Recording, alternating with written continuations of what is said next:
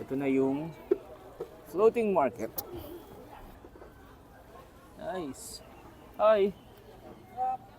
Thank you.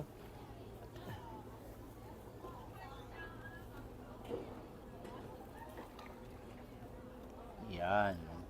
Alam mo kagandahan dito, Johnny, no? So kahit ganito siya, hindi mabantot yung tubig. Malinis pa rin yung tubig.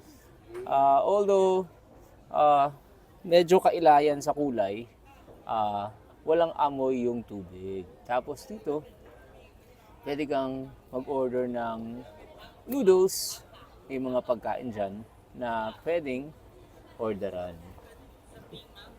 Ayun. Ay. Hey.